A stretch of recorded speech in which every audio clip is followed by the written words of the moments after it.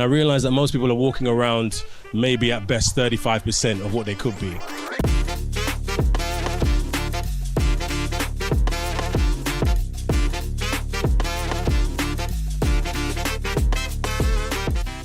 This year at PerformX, the Gym Owners Forum took their community on the road, and we actually hosted our very own networking community event right in the heart of the show. Now, the conversations that we were having on the day were with doctors, gym owners, industry experts, and suppliers, all with the ultimate goal of educating, supporting, and uplifting the industry. Now, over the weeks following PerformX, what we'll do so that you guys don't miss out is be sharing those conversations that we had with those people on the stage. So without further ado, let's jump right into it. Dr. Jerry. Hello. Hello and welcome to PerformX and the Gym Owners Forum stage here. Thank you so much for joining us. Firstly, first question, what have you put in me? So you're having something generally for energy. So it's our athletes package. It's called Get Jacked. Basically, it's a mixture of amino acids, zinc, magnesium, just to basically give you that energy that you need. And if you're training, help build you back up. So it's good for recovery too. Perfect. After 2 days at PerformX, I think I need it, so I appreciate it very much. So, yeah, IV Wetroom, take us through it. What is IV Wetroom? And well, I think let's start with your experience actually, and then how you kind of came into IV Wetroom as well. So I'm a trauma doctor working in emergency medicine, and I work in A&E. And during lockdown and COVID, I was seeing a lot of my colleagues getting sick, and they were good on the outside. Everyone looked healthy. They were going to the gym. They were training, but yet inside, when it hit, everybody was off. And I realized that most people are walking around maybe at best 35% of what they could be. And when our bodies give us signals, we chalk it off as like, it's because I'm getting old or because I didn't sleep well, but there's all these clues. And so I realized then that there's a place for trying to optimize people's health. And so when I looked into it, it transpired that they're doing a lot of this stuff over in America, giving IVs. And one interesting thing, when anyone came in during COVID, we were running helter-skelter, we were nursing patients prone, we were giving antibiotics even though it's virus, we're doing all this stuff. But the one thing that seemed to stay consistent was that they were getting IVs. So we were giving people that were sick an IV just to get them to neutral. So then I started thinking, what would happen if you gave someone that was neutral IV? Where would it take them? And then so forth. And if you're into wellness, where could you go? And then it transpires that that's a big thing in America and Australia and Dubai. And now here we are doing it. I think that we've had it quite a few times this show where we've been talking about like the future of health, and I think the issue that some people have is this kind of stuff is seen as like overkill and like biohacking and all that kind of stuff. Why isn't it really? Well, that's the thing. I think there is an overkill, but it's not in the IVs. The overkill is in the way we're living our lives. We created a world now where we're all so active. Everything is like the nth level. Do you know? We wear wearables, so we've got all this information. We're just living at that pace, and we're not replenishing things in the ways that we should be. Our food doesn't have the nutrients in it that it should have. Our soil is bereft of nutrients. I was speaking to this woman who raises horses, and she was saying that there's not enough selenium in the soil for her horses. So I was like, well, that's funny because there's not enough of anything in the soil for us, do you know? So that's the lifestyles we're living. So IVs is not that we're just as an excess. It's kind of now an essential almost, you know? It doesn't replace good nutrition, it doesn't replace good sleep, but certainly it's becoming more and more necessary in order to supplement, to be on that right level. 20 years ago, I would have agreed. I would have said, yeah, it's overkill. Because our nutrients, our lifestyles were such that we were still active outdoors. We weren't in offices. We weren't having so much stress on us as it is now. But now, the world we're living in now, these kind of things are necessary, in my opinion. You said you decided like what would be the effect if you gave this to someone that was at their baseline and they were healthy. What was that effect? What did you kind of see when you started to do that? So yeah, obviously when they started coming in, people started coming back to us and saying, oh my gosh, thank you. I didn't even know that this was how I was supposed to feel. One woman, she was at the other end of the spectrum. So think of it like a spectrum. At one end, you've got people that are really healthy, trying to live well, eat right, okay? And then at the other end, you've got people that aren't. But on that side, you've got people that have had bowel surgery. So parts of their bowel removed. So irrespective of what's in the soil or in the food, they just can't absorb the nutrients anyway because they don't have that bowel, right? So this client was in that category. So I knew this would definitely help her. We gave her a course.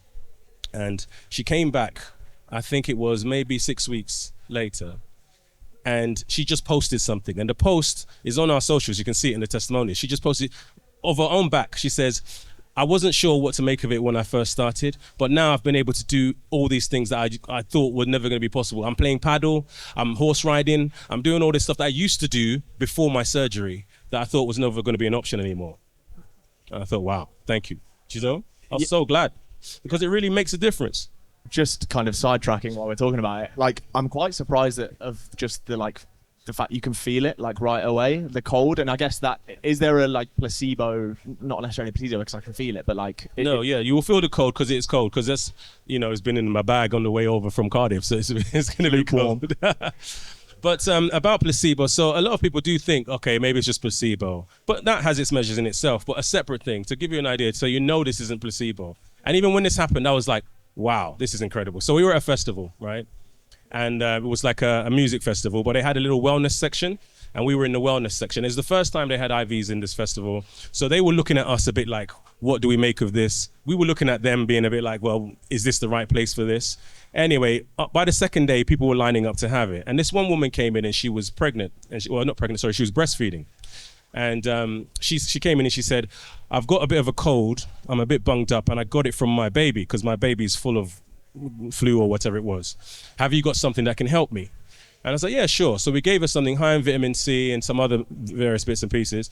And she went away and it was fine. 2 hours later, she came back and she said, my baby is cured in front of my eyes. And so now I feel I need something because I think he's just taking it all out of me. I don't know about the science of that bit. Perhaps maybe that's the placebo bit. But what's not placebo is the fact that the baby got cured by the virtue of the fact that the mother had taken medicines and he was breastfeeding. So the baby has no agenda. The baby just is a baby. But yet she witnessed the baby get well in front of her. Is that placebo? No, not at all. And I mean, we might do like an update after this where I kind of say how I feel later, because it'd be good to check in. And I mean, I think when I said placebo, I think obviously there is just like pure science in this. They've been using IV drips for, IV drips have been around for since the 17th century. And what's 17th century? Mm-hmm. And really? Yeah, as much as that. What did they look like in the 17th century? Probably not as fancy as this. Yeah, fair. But back then they were doing all sorts of stuff. They were doing bloodletting, where they just basically puncture you to let your blood out to treat things, which is a bit archaic. But it makes me think some of the things that we do now still, I wonder if in years to come, people will look at us as doctors and be like, really? You used to do that? There was a time when people used to sip people's urine to check for diabetes. I'm so glad that was done before the time I became a doctor, I've got to be honest. You're a strange doctor if you're bringing back that practice, I'm sure, yeah. And so you look at kind of bringing it to independent gyms, I guess. There's been a massive shift in the industry from like traditional fitness and aesthetics to more like holistic wellness services. What's the kind of implication of the emergence of services like this on wider society, but also, I guess, the fitness industry as well? I mean, in the fitness world, it's massive because we've seen, as you alluded to, it used to be that you'd go to the gym to look good or to be good in that sense. People would commonly say, oh, I got to get my beach body because I'm going to Ibiza in the summer.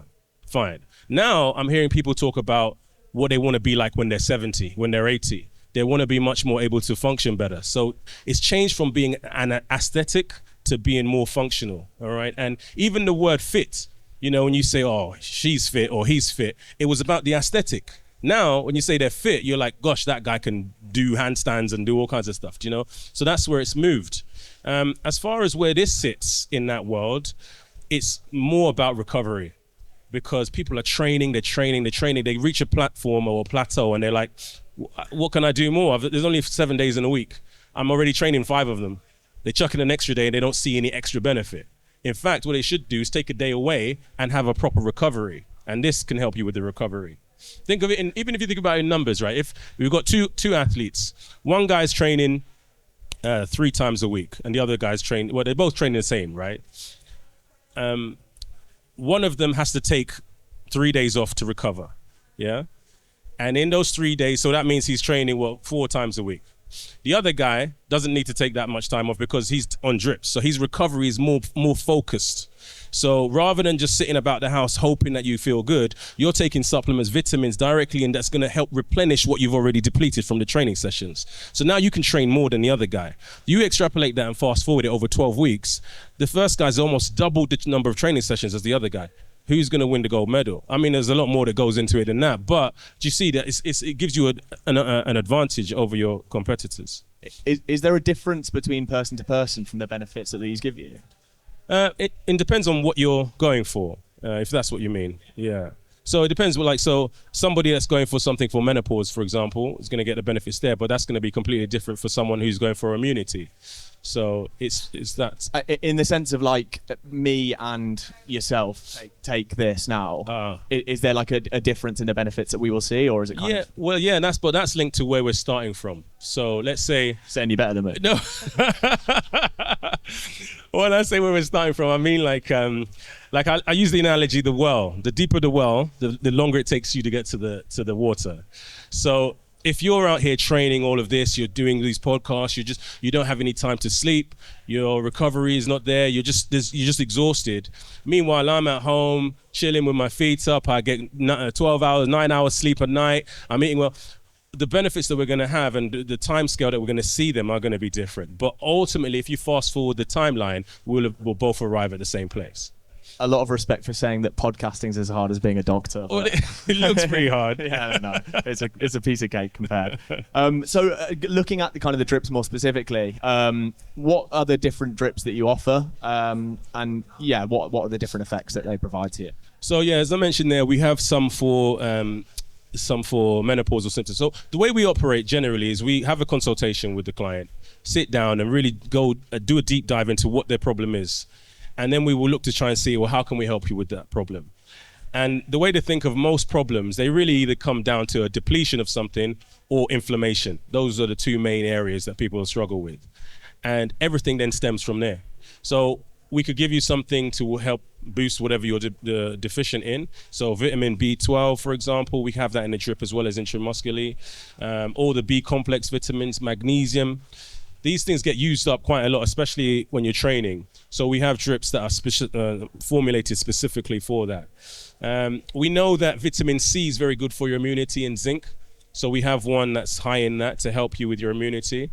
And we've just actually released a new one that is really for your skin. It's going to help people that have acne, especially women that suffer with acne that's linked to hormones. So if they get acne spots on their chin, and when they have their breakouts, that suggests that it's an androgen problem. So we've got a drip that targets that. So you name it. We've got one that's coming out soon that's basically turmeric. So it's curcumin is the active ingredient. So that's good for inflammation. So it just depends what your problem is. We go down, deep dive, find out what the problem is, and then see how we can help you. But we'll accept that there may be some situations where we can't help you. We're not saying everyone has to have an IV. It's just a tool in your toolbox, And whilst this is great for the things it's great for, there will be some situations that it's not great for. Like in your toolbox, if you've got a hammer, it's great for hammering nails, great for smashing walls, but you try and paint a wall with a hammer, it's not happening. So it's the same kind of thing. From that, what I can say in terms of the personalization, it seems really good for gym owners in terms of as a bolt-on on top of PT packages, and offering it as an additional service, purely from a personalization element, because it kind of leads the PT to care a bit more about and think a bit more about what their actual member or their client is dealing with. Have you seen that's become a thing in gyms? Have you got any examples of personal trainers that are now sort of implementing this? So a few personal trainers back in Cardiff, they have been focused so much on doing a training package for a client. They'll do the training, what to lift, how to lift, what to eat. And that was a new thing that's come in not that long ago, the whole nutrition side of things. But now a lot of them are starting to realize more so that it's a lot to do with the recovery side of things. So when they start to understand that this can help with the recovery, they're all on board with it. And that's the key place where it slots in from the PT's perspective. From the gym's perspective, I think it's a bit more overall. So I remember a time when, I can imagine a time, I don't say remember a time, I can imagine a time when someone that had a vending company, vending machines, would have approached the gym and said, you should have vending machines in your gym.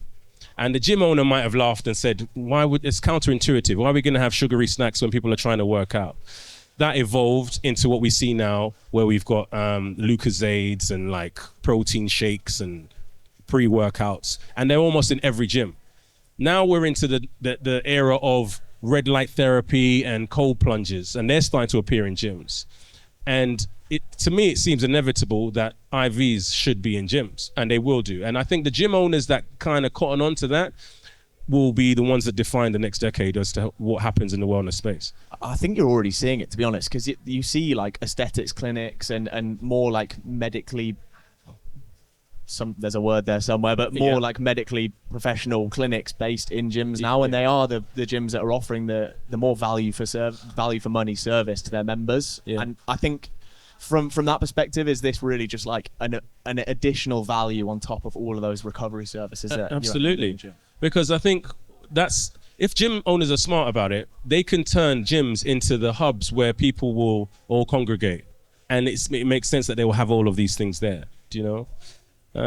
AI is taking over the world, but the thing that AI won't be able to do is this kind of human interaction with us yet. It may change, I don't know. Is there a possibility for an AI integration to it? That seems a bit dystopian, to be fair. Well, I hope not, because they'll put me out of work. But I think, and what I mean is like, because AI is taking over, people are they're going to yearn more for that human connection. And so if gyms capitalize on that, they can provide a place where people can have that human connection whilst they're working out, whilst they're doing recovery, whilst they're getting the benefits of all the things gyms offer. Is there a way, because obviously you're a doctor, is there a way that gyms can kind of start incorporating services like this into their gym without having that, like, I wouldn't recommend not having any kind of education, but without having like a doctorate or a medical degree? Well, yeah, see us. Because we have a plug and play set up where we can send a nurse or a team of nurses to your gym with all the kit, with all the governance, with the insurance, everything all done. You just literally sit back and collect your cut of the money, really. You don't need to do anything. We bring everything to you and take all that responsibility and liability. So that's the plug and play package. And I think that any gym owners watching this, that's what they should be thinking about. IV Wetroom, hit me up. Yeah, don't show them the back of your jumper. I think, yeah, there's definitely something to be said about, as we look forward in the industry, this is going to become like the norm. You're looking at it an awful lot. Yeah, just making sure it's feel all right? Yeah, feels fine. Fine. Yeah, I'd say so. Hands a bit cold. That's okay. Yeah, it's normal. Yeah. But yeah, the way the industry's going, I see this definitely getting adopted mainstream. How can gym owners, if they're kind of looking at this and going, well, that's interesting, and obviously there's contacting you, but how is the next step for, I guess, from your perspective of making this more mainstream? Just like interactions. While I was waiting here to talk to you, I met a gentleman from another brand who owns a gym, and he was asking what I do, and we just got talking, and then he said, you know what you could do? We could have a day where you just come down and we get all our clients to book in for that day, and we just let you do what you do, and we see, and once a month, and then we just build from there. And I think when gym owners see other gyms doing it and see the positive effects, then it's just a natural cascade, really, isn't it? Is there a limit to how much you can kind of be doing this, or is it? Well, you mean from our side? From like my perspective, is there a limit to how much I could be doing IV drips? Well, it depends on what it is you're having. So there are risks of toxicity with certain things, and we don't want to be cavalier and just say, yeah, get it every day, not a problem. But I think in terms of how you feel, if you go by how you feel, we first started by going by symptoms. So we would go by how a person's symptoms rather than a blood test initially, although we use blood tests now. But blood tests aren't necessarily the most accurate for this type of thing. I might have to explain that in a minute, actually, because if anyone listening might like, what, that doesn't make sense. But so we'd encourage you to go by how you feel. So me, for example, I had vitamin D injection, and after about 6 weeks, I felt like I needed another one. All right. Had I gone back sooner than 6 weeks, because it was supposed to be a month's course, if I'd gone back sooner than that, then I would have probably been starting to get too much. But I just go by how I feel. I've got this bit of a cold now, and funnily enough, the 6 week mark was but last week. Then I went on holiday, and caught something on the plane, and now I'm like, I should have just got my jab. Do you see? So it depends. It depends also on how you're living in terms of how you utilize it all up. So if you're really active, you're gymming and all that stuff, you might have to go back after 4 weeks. But yeah, we go by how you're feeling. I think I'm being quite like rigid right now, just purely because it's first time and I'm not really sure. But I think is there the potential for this in the future or even now to be more like mobile and kind of a more passive thing? Yeah. So we, as our service, we're a concierge service. So we'll come to your house. The nurse will come to your house, set it all up, do it all just like I did there, do it, and then leave it, and then take everything up and gone. We can set it up in gyms, obviously. If you're talking about mobile for the person to have, I was thinking about having an IV.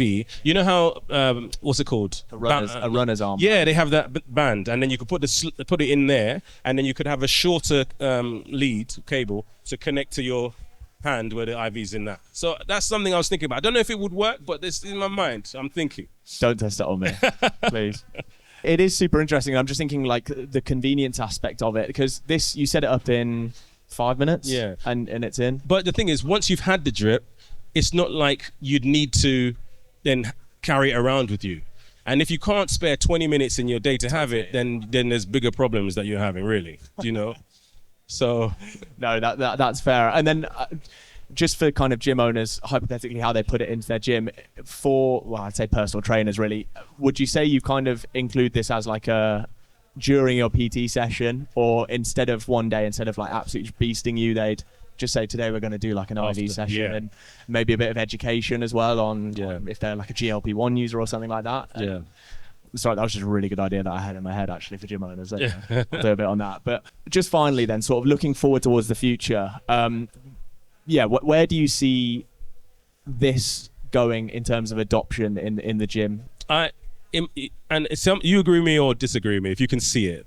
But I want you to imagine you're walking into a gym, you've walked in, you've seen the vending machines on the side, you've seen all the treadmills, you've seen the weight section, you've gone around the corner, and you've seen the cold plunge maybe in the changing room, you've seen the infrared sauna, you've gone in another room, and there's just a row of IVs. People sat there reading a newspaper, having their IV drips. Can you visualize that? Yeah, 100%. Same. So that's where I see it going. I think I've said it a couple of times, but the future of the industry really, like the future of gyms especially, is going to be, I mean, Third Space did an absolute blinder calling themselves Third Space because it's free advertising, but independent gyms will be like the Third Space. They already are the Third Space. And I think it's things like this and actually having a bit more medical backing and a bit more scientific backing really just elevates the respect that they get from the government and society and people that don't actually go to the gym, because, you know, I wouldn't consider myself a gym goer, but actually stuff like this does interest me because it's the kind of, it's easy in a way as well. Like, this is minimal effort. So yeah. And that's the beauty of it. And that's where it bridges the gap between medical and fitness. And we'll just sit in that gap to give people the opportunity to experience these kind of things when it's not in a, I'm sick, I'm dying, I need it then. It's more of a wellness kind of package we're offering. I know you're going to say yourself, but where is that bridge between medical and like gym owner? Is that this kind of stuff, these recovery services? It's not just this, but we're seeing it with, you know, cold plunges. I mean, that's not so much medical, but in terms of the benefits that they talk about, you know, the releasing certain proteins and all of the activation of certain pathways in your body, that's more of a medical thing. Same with red light therapy. Again, it's a medical thing. We're trying to activate and stimulate various things and pathways. So we're already seeing that kind of crossover, but this is taking it to the next level. And I think it's important that we understand that the medical side of this is key, because what I can imagine happening as well, that a few cowboys will start coming through as it becomes bigger, and everyone just trying to do it, and they don't have the clinical governance, they don't have all that stuff that goes behind it. It took us 18 months just to get all of that in place before we launched, you know, and we didn't have to do it because it's not that regulated properly at the minute. I think advances in all of these type of things are moving at a faster pace than regulation is.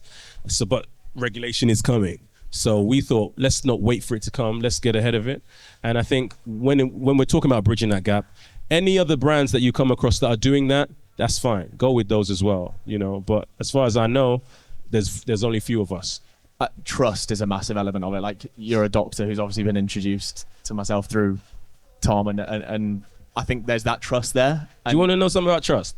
Okay. So the name IV Wetroom isn't just an arbitrary name just plucked out of the air. When we were coming up with a name, we sat down and we were like, right, what are we going to do? It's a wellness brand. So we wrote down wellness. What are we trying to do for people? We're trying to encourage people to make decisions about their health and empower them to make the right decisions. So we wrote down empowerment. And then we said, well, what do we want to be? We want to be a brand you can trust. Wrote down trust. Wellness, empowerment, trust. W-E-T, wet, IV Wetroom, boom. Bash. So trust is part of the foundations of what the brand is. You see? So, yeah. No, it's fantastic. So, okay, just to round up, I'm a gym owner and I want to lean into this and I want to start getting educated on it. Where do I start? What's the kind of first stepping stone? So first step would be, let's contact us or another provider if you know someone else. You don't have to be humble, you can say. Contact us and then we can talk to you and organize a day when we can come down, have a look at your setup, and then maybe set one up for once a month, a day, just where you can let your members know, let them see the material, get an idea for it, they can book in, and then we can just run it once and see how we go. If it's a good take up and people enjoy it and they like the benefits and they think it's great, then we can just run it out every month. Is there an educational side of things that you also do as a part of this as well? Yeah, absolutely. So they can go to our socials. We post things there quite frequently about what different drips do, what different minerals do.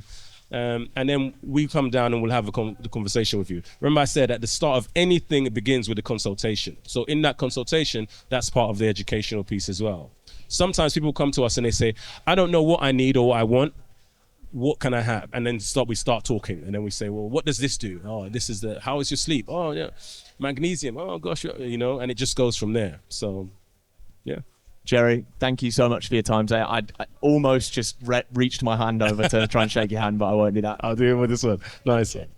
That is all for this episode of the PerformX edition of the Gym Owners Forum podcast. I hope you enjoyed the episode. I thoroughly enjoyed all of the conversations that I had from the 2 days of the show. Would highly recommend anyone to check out PerformX next year and just other industry events in the UK. If you enjoyed the episode and you want more like it, head to YouTube or anywhere you can get podcasts and look for the Gym Owners Forum podcast.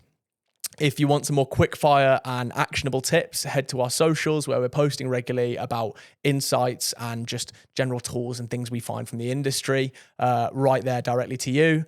And if you just want to get in touch, reach out to us, DM us, email us, go to our website, reach out, and we're always happy to have a chat and a consultation on how we can help. With that said, see you on the next episode.